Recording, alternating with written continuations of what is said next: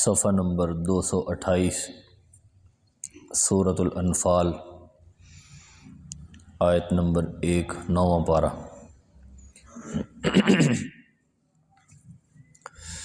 نحمدہ ونصلی ونسلم علی رسولہ الکریم، اما بعد فاعوذ باللہ من الشیطان الرجیم، بسم اللہ الرحمن الرحیم۔ یسألونک عن الانفال قل الانفال للہ والرسول فاتقوا اللہ واصلحوا ذات بینکم وَأَطِيعُوا اللَّهَ وَرَسُولَهُ إِن كُنتُم مُّؤْمِنِينَ۔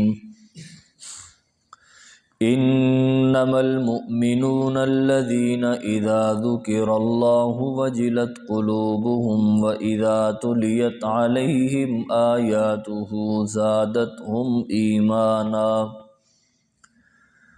وَعَلَى رَبِّهِمْ يَتَوَكَّلُونَ۔ الَّذِينَ يُقِيمُونَ الصَّلَاةَ وَمِمَّا رَزَقْنَاهُمْ يُنْفِقُونَ أُولَئِكَ هُمُ الْمُؤْمِنُونَ حَقًّا، لَهُمْ دَرَجَاتٌ عِندَ رَبِّهِمْ وَمَغْفِرَةٌ وَرِزْقٌ كَرِيمٌ۔ اللهم صل على محمد وعلى آل محمد كما صليت على إبراهيم وعلى آل إبراهيم إنك حميد مجيد۔ اللهم بارك على محمد وعلى آل محمد كما باركت على إبراهيم وعلى آل إبراهيم إنك حميد مجيد۔ ترجمہ۔ یسألونک عن الانفال، اے میرے پیغمبر یہ آپ سے سوال کرتے ہیں انفال کے بارے میں۔ قل الانفال للہ والرسول، تو آپ ان کو کہہ دیجئے کہ انفال اللہ ہی کا ہے اور اس کے رسول کا۔ فاتقوا اللہ واصلحوا ذات بینکم، پس اللہ سے ڈرتے رہو اور سنوارو اپنے درمیان معاملات۔ وَأَطِيعُوا اللَّهَ وَرَسُولَهُ، اور اطاعت کرو اللہ کی اور اس کے رسول کی۔ ان کنتم مؤمنین، اگر تم مومن ہو۔ انما المؤمنون الذین اذا ذکر اللہ وجلت قلوبہم، بس مومن تو وہ لوگ ہیں کہ جن کے سامنے اللہ کا تذکرہ کیا جائے تو ان کے دل ڈر جاتے ہیں۔ وَإِذَا تُلِيَتْ عَلَيْهِمْ آيَاتُهُ زَادَتْهُمْ إِيمَانًا، اور جب ان پر ہماری آیات پڑھی جاتی ہیں تو ان کا ایمان بڑھ جاتا ہے۔ وَعَلَى رَبِّهِمْ يَتَوَكَّلُونَ، تو وہ اپنے رب پر بھروسہ اور اعتماد کرتے ہیں۔ الذین یقیمون الصلاۃ، یہ وہ لوگ ہیں جو نماز قائم کرتے ہیں۔ وَمِمَّا رَزَقْنَاهُمْ يُنْفِقُونَ، اور اس مال میں سے جو ہم نے ان کو دیا خرچ بھی کرتے ہیں۔ اولئک هم المؤمنون حقا، یہی لوگ ہیں جو مومن ہیں پکے۔ لہم درجات عند ربہم، ان کے لیے درجات ہیں ان کے رب کے ہاں۔ ومغفرۃ ورزق کریم، اور بخشش ہے، معافی ہے اور رزق کریم ہے۔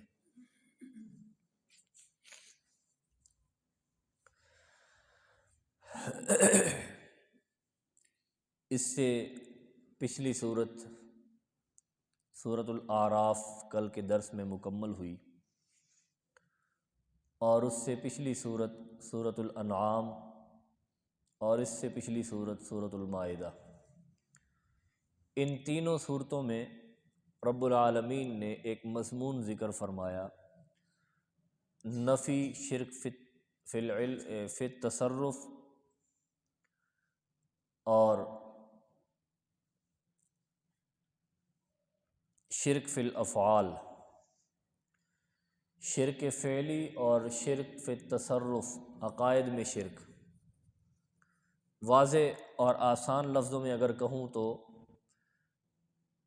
عقیدے کے اندر شرک اور اعمال کے اندر شرک، یہ دو مضمون پچھلی تینوں صورتوں کے اندر تفصیل کے ساتھ بیان فرمائے گئے،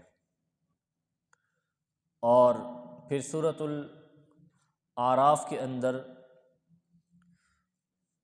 یہ بتلایا گیا کہ اس مضمون کی تردید کرتے ہوئے شرک فعلی اور شرک فی التصرف کو رد کرتے ہوئے، اس کا قلع کما کرتے ہوئے آپ کو مسائل اور پریشانیاں اور دکھ اور تکلیفیں جھیلنی پڑیں گی۔ تو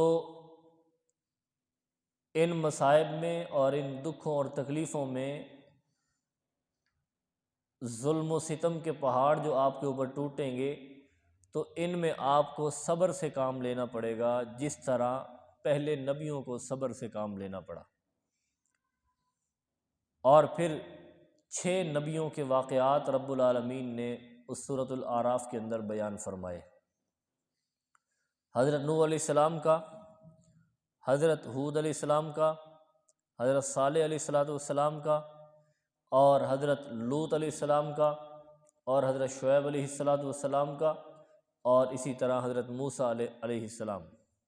ان 6 نبیوں کے واقعات رب العالمین نے سورۃ الاعراف کے اندر بیان فرمائے، نبی اکرم صلی اللہ علیہ وسلم کی تسلی کے لیے اور آپ کے اطمینان قلبی کے لیے کہ آپ پریشان نہ ہوں۔ یہ ظلم اور ستم کے پہاڑ پہلے نبیوں پر اور پہلی امتوں پر بھی ٹوٹے ہیں، جب انہوں نے اللہ کی توحید کی دعوت دی اور شرک سے لوگوں کو بچانے کی دعوت دی، تو اس وقت قوم کے لوگوں نے اپنے ان نبیوں کو بھی نہ چھوڑا اور ان کے اوپر ظلم و ستم کے پہاڑ توڑ ڈالے اور ان کو تنہا کر دیا۔ تو اسی طرح آپ کے اوپر بھی یہ دن آئیں گے اور یہ تکلیفیں آئیں گی، یہ پریشانیاں آئیں گی، اس لیے آپ نے ان کی طرف صبر سے کام لینا ہے۔ اور یہ صرف تسلی سورۃ الاعراف کے اندر نہیں، بلکہ قرآن مجید میں بہت ساری صورتوں میں رب العالمین نے ان مضامین کو ذکر فرمایا۔ حضرت ابراہیم علیہ السلام کا واقعہ، اور اسی طرح حضرت عیسیٰ علیہ السلام کا، یحییٰ علیہ السلام کا، زکریا علیہ السلام کا، موسیٰ علیہ السلام کا، شعیب علیہ السلام کا، ان سارے نبیوں کے واقعات، حضرت اسماعیل علیہ السلام کے واقعات اللہ نے سورۃ مریم کے اندر بھی بیان فرمائے، اور پھر سورۃ طٰہٰ کے اندر تفصیلی طور پہ اللہ تبارک و تعالیٰ نے حضرت موسیٰ علیہ السلام کا ذکر پھر فرمایا۔ تو یہ بہت سے ایک سورت تو رب العالمین نے سورۃ الانبیاء کے نام سے نازل فرمائی، جس میں اور کئی نبیوں کے بھی تذکرے فرمائے اور نبی علیہ السلام کو تسلی دی کہ اے میرے پیارے پیغمبر، آپ پریشان نہ ہوں، یہ صورتحال پہلے نبیوں کے ساتھ بھی چلتی آئی اور آپ کے ساتھ بھی یہ صورتحال چل رہی ہے، تو آپ نے پریشان نہیں ہونا۔ یہ دین کا معاملہ ہے، اللہ کی توحید کا معاملہ ہے، اور اللہ کی توحید کے لیے آپ کو برداشت کرنا پڑے گا۔ اب اس سورۃ الانفال میں رب العالمین نے جہاد کا حکم فرمایا، اور جہاد کا حکم بھی اسی مضمون کو بڑھانے کے لیے۔ یہ ایسا عنوان ہے توحید والا اور شرک کی تردید والا کہ اس کے لیے آپ کو جہاد بھی کرنا پڑے گا۔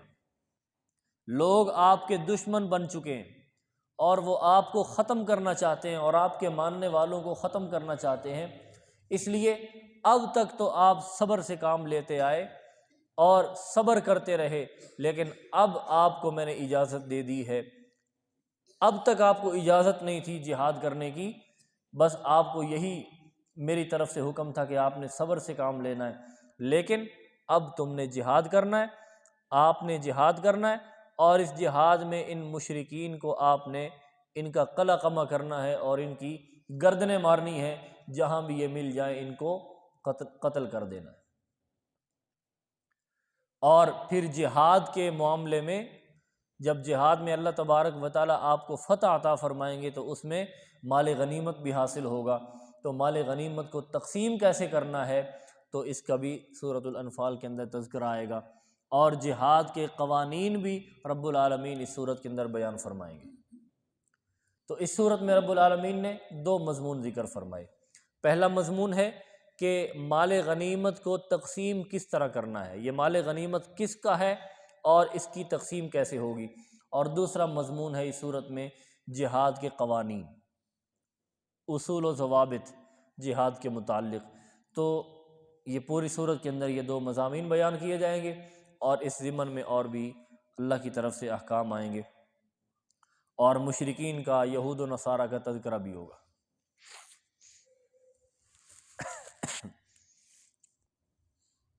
جی،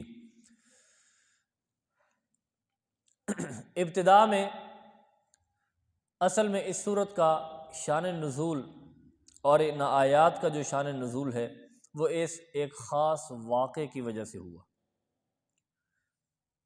رب العالمین نے جب نبی اکرم صلی اللہ علیہ وسلم کو اجازت دی کہ آپ ان کے خلاف جہاد کریں، تو ایک موقع بنا جو اسلام کا سب سے پہلا معرکہ پیش آیا سن 2 ہجری میں، ہجرت کے دوسرے سال بدر کے مقام پہ غزوہ بدر ہوا، اور اس میں مشہور روایت کے مطابق 313 اصحاب نبی اکرم صلی اللہ علیہ وسلم کے ساتھ اس غزوے میں شریک ہوئے، اور مخالف سمت میں تقریباً 1000 کا لشکر تھا، اور اللہ تبارک و تعالیٰ نے اس معرکے میں مسلمانوں کی بہت زبردست انداز میں مدد فرمائی، اور آسمانوں سے اللہ نے فرشتوں کو اتارا مسلمانوں کی مدد کے لیے۔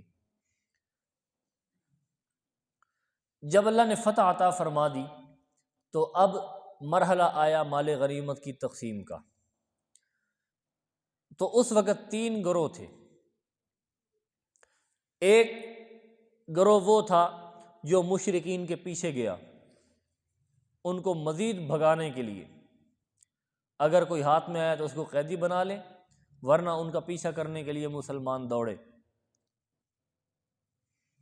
اور دوسرا گروہ بنا جنہوں نے مال غنیمت کو سمیٹا، اور تیسرا گروہ وہ بنا کہ جو نبی اکرم صلی اللہ علیہ وسلم کی حفاظت کے لیے آپ کے ارد گرد جمع ہو گیا، کہ کہیں سے کوئی چھپا ہوا دشمن نکل رہا ہے اور نبی علیہ الصلوۃ والسلام کو کہیں نقصان نہ پہنچا دے۔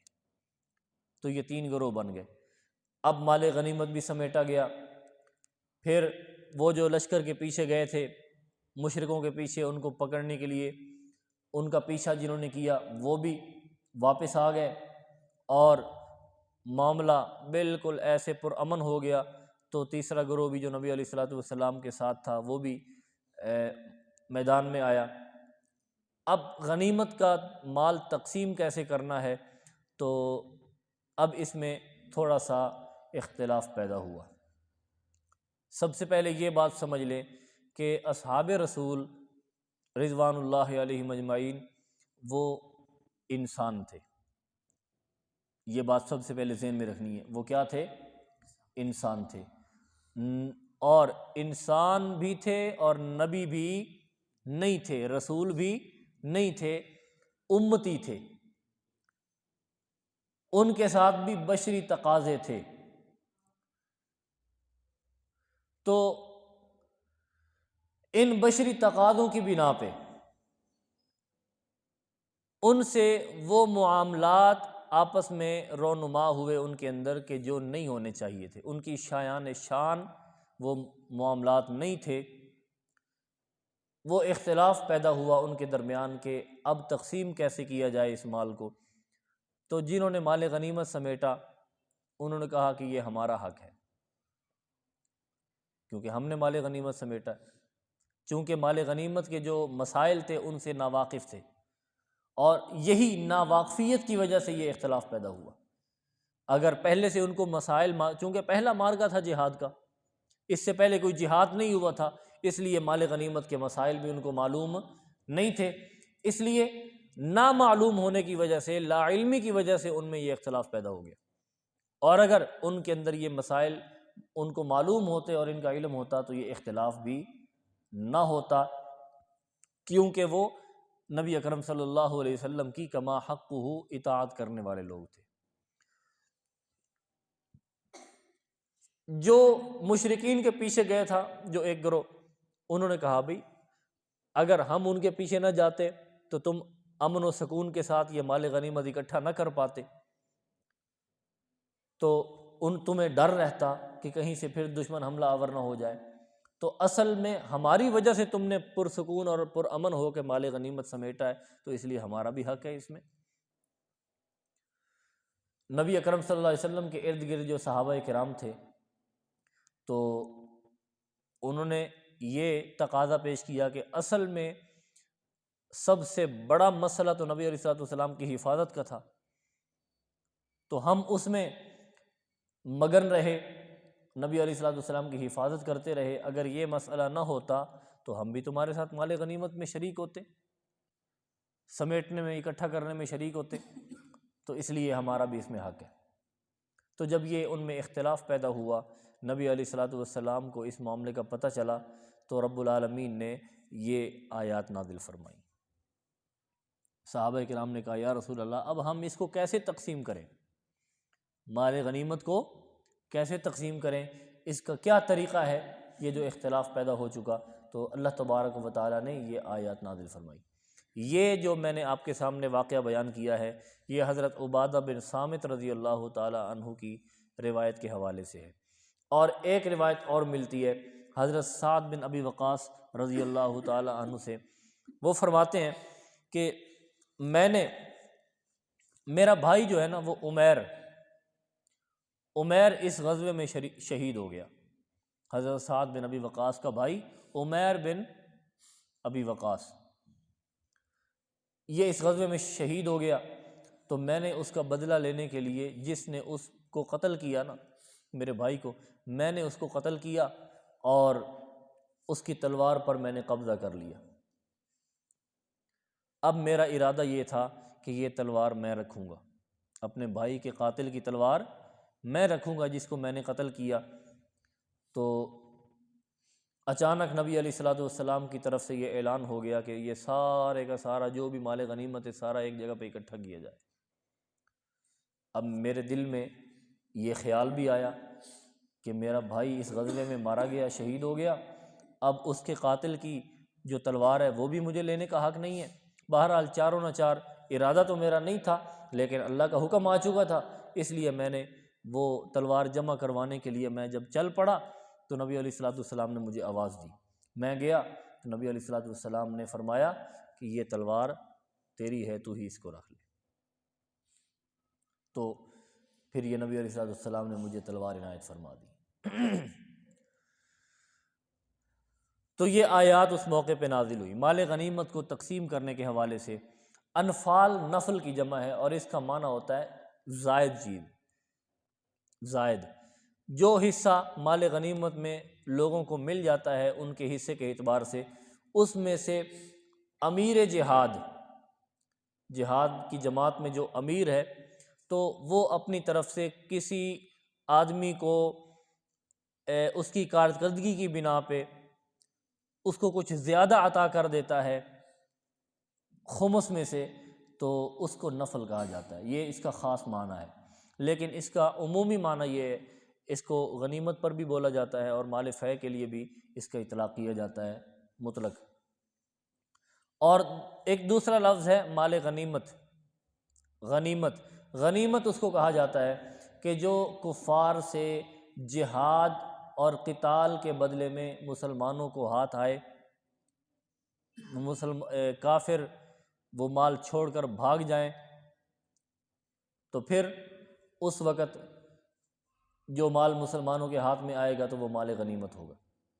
اور ایک لفظ ہے فے، جس کا سورۃ 28ویں پارے میں سورۃ الحشر کے اندر ذکر آتا ہے وما افاء اللہ علی رسولہ من اہل القریٰ فللہ وللرسول ولذی القربیٰ۔ یہ مال فے کہا جاتا ہے کہ جو ابھی تک مسلمانوں کا کفار سے مقابلہ نہیں ہوا، یا تو رعب اور دبدبے کی وجہ سے وہ مال چھوڑ کر بھاگ گئے، یا رضامندی سے جو انہوں نے مسلمانوں کو مال دیا، وہ مال فے کہلاتا ہے۔ تو اور یہ جو لفظ انفال ہے یہ کبھی کبھی غنیمت پر بھی بولا جاتا ہے اور فے پر بھی بولا جاتا ہے، تو یہاں پہ یہ مطلق معنی مراد لیا گیا۔ تو مال غنیمت جو مسلمانوں کے ہاتھ لگا تو اس کی تقسیم کے حوالے سے مسلمانوں میں اختلاف پیدا ہوا، تو اس کی وجہ سے رب العالمین نے یہ آیات نازل فرمائی۔ اور اس کے بعد رب العالمین نے مسلمانوں کو نصیحت فرمائی کہ آپس میں اختلاف چھوڑو اور اتفاق اور اتحاد کی فضا قائم کرو، جیسے پہلے تمہارے اندر اتفاق اور اتحاد تھا اسی طرح اب بھی اس معاملے میں اتفاق اور اتحاد سے پیش آؤ۔ یہ ان معاملات کی وجہ سے اختلاف نہ کرو، کیونکہ اختلاف کی وجہ سے آگے امت کا شرارہ بکھرتا ہے۔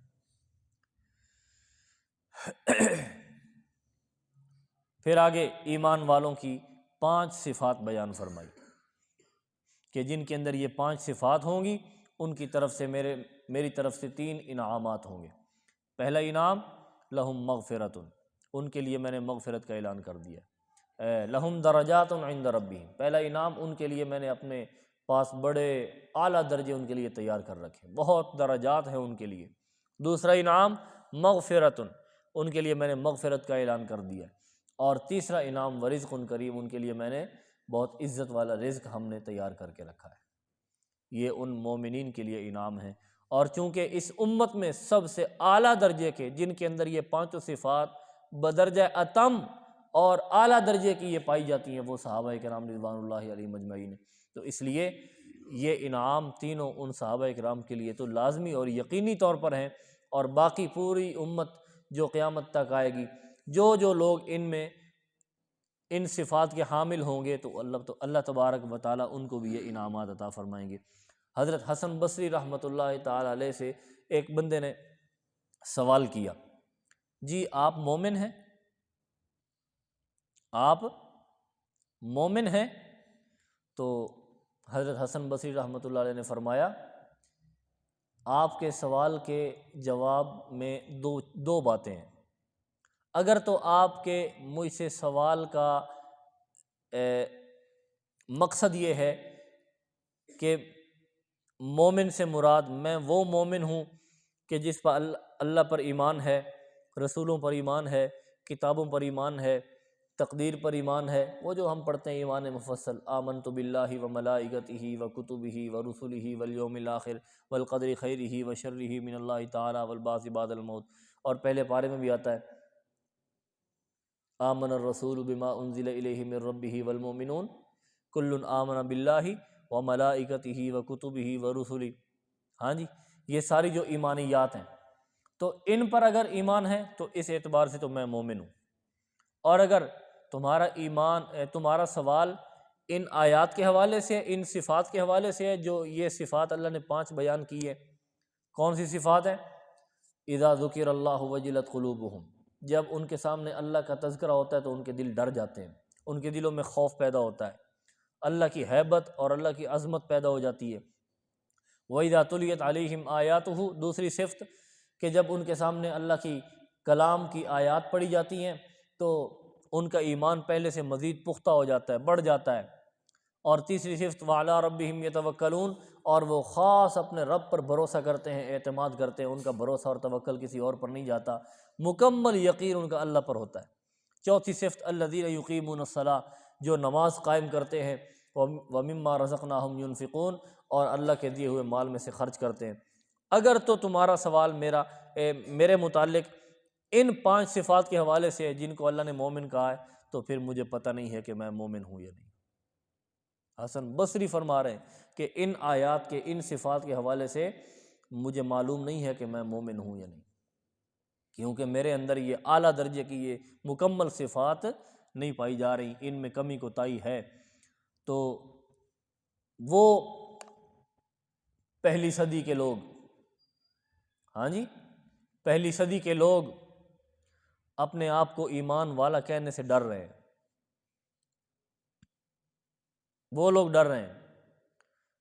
آج ہم تو 15ویں صدی کے لوگ ہیں، ہمارا ایمان کہاں تک ان صفات پر ہوگا؟ اللہ تبارک و تعالی ہمیں ان صفات پہ عمل کی توفیق عنایت فرمائے۔ جی ترجمے کی طرف غور کیجیے۔ یسألونک عن الانفال، اے میرے پیارے پیغمبر یہ آپ سے پوچھتے ہیں عن الانفال، انفال کے بارے میں، نفل کے بارے میں، مال غنیمت کے بارے میں آپ سے سوال کرتے ہیں کہ اس کی تقسیم کیسے کی جائے گی۔ قل الانفال للہ والرسول، تو آپ ان کو جواب میں کہہ دیجئے کہ یہ مال غنیمت اللہ کا ہے، اور دوسرے نمبر پہ والرسول، اور اللہ کے رسول کا ہے۔ یعنی ہے تو اللہ کا، لیکن اللہ نے اس میں تقسیم کرنے کا اختیار اور تصرف کرنے کا اختیار اپنے رسول کو دے دیا ہے، وہ جیسے چاہیں گے وہ تقسیم کریں گے، آپ کو اپنی طرف سے اس میں تقسیم کرنے کی اجازت نہیں ہے، اس میں تصرف کی اجازت نہیں۔ جیسے میرے پیارے پیغمبر جو اللہ کے رسول ہیں، تو جیسے وہ تقسیم کریں گے تو ایسے ہی تمہیں دیا جائے گا۔ فاتقوا اللہ واصلحوا ذات بینکم، اور اب اس کا وہ تنبیہ فرمائی، اصلاح فرمائی کہ جو ان میں آپس میں مال غنیمت کے حوالے سے اختلاف پیدا ہوا۔ فاتقوا اللہ، اللہ سے ڈرتے رہو، وَأَصْلِحُوا ذَاتَ بَيْنِكُمْ، اور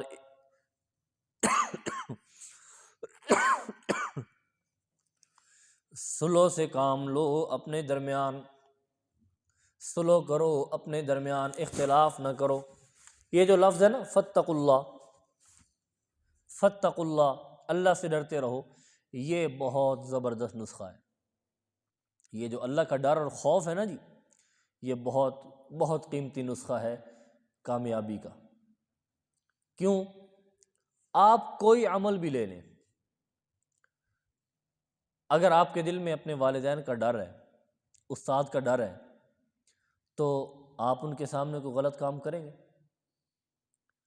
ابا جی سامنے، استاد سامنے، وہ تو اس کام سے روکتے ہیں، وہ تو اس کام سے روکتے ہیں۔ کل ایک لڑکا میرے سامنے سگریٹ پی رہا تھا، مجھے دیکھ کے تو بھاگنے کی کوشش کی، اس نے بھاگ گیا۔ کیوں بھاگا؟ کیونکہ میں اس چیز سے روکنے والا ہوں، میں اس کام پہ راضی نہیں ہوں۔ تو یہ کیوں بھاگا؟ کیونکہ مجھے یہ کام پسند نہیں، اور اب مفتی صاحب دیکھ رہے ہیں تو میں ان کے سامنے یہ کام نہ کروں، بھاگ گیا۔ جب استاد یا باپ یا کوئی بڑا جس سے اس کو ڈر ہوگا، خوف ہوگا، تو وہ جب دیکھ رہا ہوگا تو وہ کام نہیں کرے گا۔ اور جب اللہ کا ڈر دل میں آ جائے، کیونکہ اللہ تو ہر وقت دیکھ رہا ہے، استاد تو سو بھی سکتا ہے، باپ تو سویا بھی پڑا ہوتا ہے، ماں سوئی پڑی ہوتی ہے، بعض اوقات ایسے مل جاتے ہیں کہ جب چھپ کے بندہ کر لیتا ہے، لیکن جب اللہ تو ہر وقت دیکھنے والا ہے، جب اس سے انسان کو ڈر پیدا ہوگا، خوف پیدا ہوگا، اور یہ بھی یقین ہے کہ وہ اللہ تو اس کی نظر سے تو میں چھپ ہی نہیں سکتا، غائب نہیں ہو سکتا، اللہ کے اوپر کوئی اونگ نہیں ہے، کوئی سستی نہیں ہے، کوئی اور کمزوری نہیں ہے، وہ تو ہر وقت، ہر لمحہ، ہر صورت، ہر گھڑی مجھے دیکھ رہا ہے۔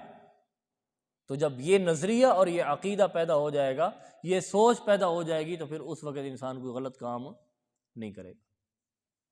آج ہمارے اس معاشرے میں قوانین تو بڑے سخت سے سخت بنا دیے جاتے ہیں، بڑے سخت قوانین بنا دیے جاتے ہیں، لیکن تربیت نہیں ہوتی۔ یہ جو تقوی والی تربیت ہے نا، فاتقوا اللہ، اللہ سے ڈرو، یہ تربیت نہیں کی جاتی، اور اس تربیت کی نہ ہونے کی وجہ سے وہ اسی کی طرح جرائم بڑھتے چلے جا رہے ہیں، بڑھتے چلے جا رہے ہیں۔ حکومت سخت سے سخت قوانین بناتی ہے لیکن کوئی عمل درآمد نہیں ہوتا، کیوں؟ تربیت نہیں ہے۔ ابتدا سے حکومت کا تربیت کرنے والا نظام ہو نا، ابتدائی بچپن کے اندر ہی اداروں کے اندر یہ تربیت کا نظام بنایا جائے تو بڑے ہونے تک ان کو یہ سمجھ بوجھ آ جائے گی کہ ہم نے ملکی قوانین پر عمل کرنا ہے، اور جو اسلامی قوانین ہیں، قرآن کی طرف سے قوانین ہیں، ملکی قوانین ہیں، ان پر عمل کرنا ہے، تو پھر کوئی بھی خلاف ورزی نہیں کرے گا۔ تو اسلام نے جو ہمیں نظام دیا ہے نا، اس میں تربیت ہے، اور صحابہ کرام کی تربیت اسلامی معاشرے میں نبی اکرم صلی اللہ علیہ وسلم کی سرپرستی میں ہوئی، اور آپ نے تربیت کی تو وہ کیسے ہیرے اور جواہرات کی طرح وہ انہوں نے زندگی گزاری، ایسے ہیرے پیدا ہوئے، ایسے موتی ہوئے، اللہ اکبر، ایسے ستارے بنے کہ نبی اکرم صلی اللہ علیہ وسلم نے فرمایا جس کے پیچھے بھی چلو گے ہدایت پا جاؤ گے۔ ہاں جی، فاتقوا اللہ، اللہ سے ڈرتے رہو۔ یہ تقوی والی صفت اپنے اندر پیدا کرنی ہے ہم نے، اللہ ہمیں یہ صفت اپنانے کی توفیق عنایت فرمائے۔ وَأَصْلِحُوا ذَاتَ بَيْنِكُمْ، اور صلح کرو اپنے درمیان، وَأَطِيعُوا اللَّهَ وَرَسُولَهُ، اور اللہ اور اس کے رسول کی اطاعت کرتے رہو، ان کنتم مؤمنین، اگر تم مومن ہو۔ انما المؤمنون الذین اذا ذکر اللہ، آگے ایمان والوں کی صفت بیان فرما دی۔ مومن وہ لوگ ہیں جب ان کے سامنے اللہ کا ذکر کیا جاتا ہے، وجلت قلوبہم، تو ان کے دل ڈر جاتے ہیں، وَإِذَا تُلِيَتْ عَلَيْهِمْ آيَاتُهُ زَادَتْهُمْ ایمانا، اور جب ان پر ہماری آیات پڑھی جاتی ہیں تو یہ آیات ان کے ایمان کو مزید بڑھا دیتی ہیں۔ وَعَلَىٰ رَبِّهِمْ يَتَوَكَّلُونَ، اور تیسری صفت یہ ہے کہ ان کا بھروسہ صرف اللہ پہ ہوتا ہے، اپنے رب پہ ہوتا ہے، وہ اپنے رب پر توکل اور بھروسہ کرتے ہیں، اللہ کے علاوہ ان کا کسی پر بھروسہ، نہ پیر پر، نہ بزرگ پر، ہاں جی، نہ کسی اور پر۔ جو خود ساختہ ان کے معبود ہیں ان پر بھروسہ ایمان والوں کا نہیں ہوتا بلکہ مشرک کا ہوتا ہے۔ مشرک کا ان پر بھروسہ ہوتا ہے، ایمان والوں کا صرف بھروسہ اللہ پر ہوتا ہے۔ الذین یقیمون الصلاۃ، جو لوگ نماز قائم کرتے ہیں، نماز پڑھنا لفظ یہاں پہ ذکر نہیں کیا گیا بلکہ نماز کو قائم کرنا، تمام حقوق اور تمام آداب کے ساتھ، سنتیں، واجبات، مستحبات کی رعایت کرتے ہوئے، فرائض کی رعایت کرتے ہوئے نماز کو ادا کرنا، اس کا مطلب ہے اقامت صلاۃ۔ اقامت صلاۃ، اقامت صلاۃ اور ہے، اور نماز کا پڑھنا اور ہے۔ ہم جو پڑھتے ہیں نا، یہ پڑھتے ہیں، قائم کرنا نہیں ہے۔ صحابہ کرام نماز قائم کرتے تھے، اللہ ہمیں بھی اس جیسی اقامت صلاۃ والی صفت ہمیں عطا کر دے۔ یقیمون الصلاۃ، نماز قائم کرتے ہیں، وَمِمَّا رَزَقْنَاهُمْ يُنْفِقُونَ، اور جو ہم نے ان کو دیا، ينفقون، اس میں سے خرچ بھی کرتے ہیں۔ یہ ایمان والوں کی صفت ہے، اپنے مال پہ سانپ بن کے بیٹھ نہیں جاتے بلکہ خرچ کرتے ہیں، تو خرچ کرنے سے اللہ مزید عطا کر دیتا ہے۔ نبی علیہ الصلوۃ والسلام نے فرمایا والذی نفسی بیدہ، والذی نفسی بیدہ، اس اللہ کی قسم جس کے قبضے میں میری جان ہے، اس ذات کی قسم جس کے قبضے میں میری جان ہے، ما نقص مال عبد من صدقۃ، جس مال میں سے انسان صدقہ کرتا ہے، خیرات کرتا ہے، خرچ کرتا ہے، تو وہ مال کبھی کم نہیں ہوتا، پہلے سے بڑھتا ہے۔ ما نقص مال عبد من صدقۃ، جس مال میں سے صدقہ ادا کیا جائے، صدقہ کیا جائے، تو وہ مال کبھی کم، یہ اللہ کے نبی قسم اٹھا کے فرما رہے ہیں، اور اللہ نے بھی یہ قرآن مجید میں بیان فرمایا، یمحق اللہ الربا ویربی الصدقات، اللہ سود کو گھٹاتا ہے، ویربی الصدقات، اور صدقات کو بڑھاتا ہے، صدقات والے مال کو بڑھاتا ہے، تربیت کرتا ہے، وہ پہلے سے بڑھتا ہے۔ تو اس لیے یہ صدقہ کرنے سے ڈرتے نہ رہا کریں، او یار 10 روپے والا نوٹ پانا ہے، 20 والا نوٹ پانا ہے، اس تو زیادہ نہیں دینا، گن گن کے صدقہ نہ کیا کریں۔ ایک حدیث پاک میں آتا ہے کہ جو بندہ اللہ کو گن گن کر دیتا ہے نا، اللہ بھی پھر اس کو گن گن کے دیتا ہے، اللہ بھی پھر اس کو ایسے ہی دیتا ہے۔ اس لیے بے دریغ اللہ کی راہ میں خرچ کریں، یہ ہمارا آخرت میں ذخیرہ ہوگا، اور جب انسان کو وہاں پہ اجر ملے گا نا جی، تو انسان حیران و پریشان ہوگا، یار مجھے اتنا اجر دیا جا رہا ہے، میں تو سوچ بھی نہیں سکتا تھا مجھے اتنا اجر میرا عطا کر دے گا اللہ۔ تو یہ دنیا میں اپنی آخرت کو ذخیرہ کرنے کا نتیجہ ہوگا۔ وَمِمَّا رَزَقْنَاهُمْ يُنْفِقُونَ، اور ہم نے جو ان کو دیا، یہ دیکھو اللہ کا اسلوب کیسا ہے بیان کرنے کا، ہم نے جو ان کو دیا، تو ہم نے دیا ہے، او بھائی یہ تیرا نہیں ہے، تو سمجھ رہا ہے کہ یہ میرا ہے، میری محنت کی کمائی ہے، میرا ہنر ہے، اس میں میری محنت شامل ہے؟ نہ، محنت تو مزدور بھی بڑا کرتا ہے بیچارہ، اس کو 700-800 دن کا ملتا ہے، ہاں جی، اگر محنت کی کمائی ہوتی تو بھی 600-700 لے کے جاتا، لیکن ہم نے تجھے ہزاروں دیے، ڈیوٹی تو بھی اتنی کرتا تھا لیکن ہم نے تجھے بہت مال سے نوازا۔ تو بہرحال یہ دیتے ہم ہی ہیں، اگر محنت سے بھی کمایا ہے تو محنت کے لیے اعضاء کس نے دیے ہیں، دل و دماغ کس نے دیا ہے، سوچ کس نے دی ہے؟ اگر آنکھیں نہ دیتا میں تو پھر کر لیتا جتنی محنت، یہ ہاتھ نہ دیتا تو کر لیتا جتنی محنت، دیکھتا میں تجھے 1 ٹکا بھی ملتا ہے یا نہیں ملتا۔ اللہ اکبر۔ اولئک هم المؤمنون حقا، یہی لوگ ہیں جو پکے مومن ہیں، یعنی جن کے اندر یہ 5 صفات ہوں گی یہی سچے اور سچے مومن ہیں۔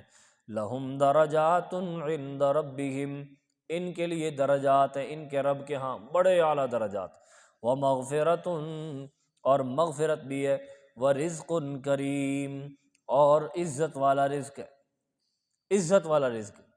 اللہ تبارک و تعالی ہم سب کو ان تینوں انعامات سے نوازے، اللہ عمل کی توفیق عنایت فرمائے۔